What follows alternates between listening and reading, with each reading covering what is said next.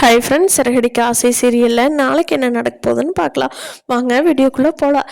நம்ம சேனலை இன்னும் சப்ஸ்கிரைப் பண்ணாதவங்க சப்ஸ்கிரைப் பண்ணிக்கோங்க. முத்து ஏதோ குருட்டாம்போக்கில் அடித்து விட்டுது. கரெக்ட் சிங்க் ஆயிடுச்சு.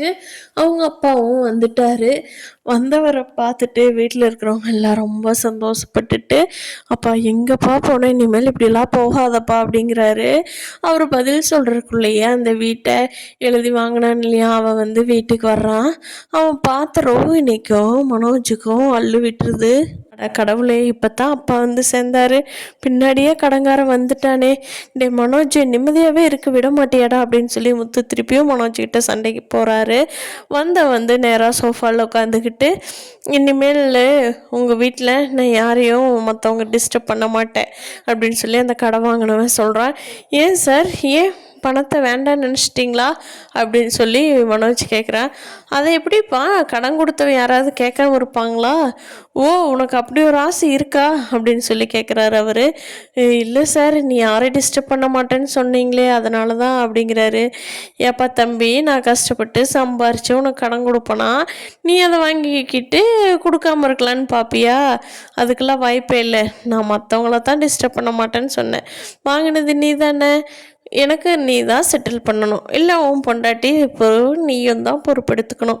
உங்கள் வீட்டில் இருக்கிறவங்க மற்றவங்கள நான் டிஸ்டர்ப் பண்ணவே மாட்டேன். இந்தா அன்னைக்கு உங்கள் அப்பாட்ட சைன் வாங்கினேன் இல்லையா, அந்த பத்திரம் அப்படின்னு சொல்லிட்டு அதை எடுத்து கிழிச்சு போட்டுடுறாரு. முத்துவுக்கு ரொம்ப சந்தோஷம்.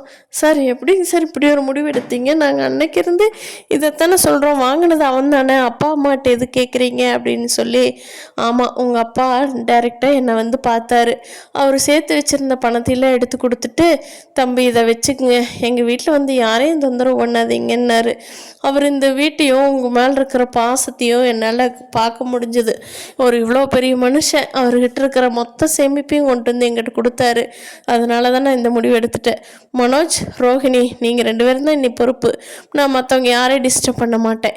என்னோடய காசை சீக்கிரமாக கொடுக்குறக்கான வழியை பாருங்கள், இல்லைன்னா என்னுடைய அடுத்த முகத்தை பார்ப்பீங்க அப்படின்னு சொல்லிட்டு அவரு கிளம்பி போயிடுறாங்க. எப்படி இருந்தாலும் மனோஜனால் அந்த கடன் அடைக்க முடியாது. அவங்க அப்பாட்ட இந்த வீட்டோட ஷேர் தான் கொடுக்க சொல்லி கேட்பான். அடுத்தடுத்து சிறகடிக்க ஆசை சீரியலில் என்னென்ன சுவாரஸ்யமாக நடக்க போகுதுங்கிறத வரப்போகிற நாட்களில் பார்க்கலாம் ஃப்ரெண்ட்ஸ். இந்த வீடியோ பிடிச்சிருந்தா லைக் பண்ணிக்கோங்க. நீங்கள் என்ன நினைக்கிறீங்கன்னு கீழே கமெண்ட் பண்ணுங்கள். தேங்க்யூ.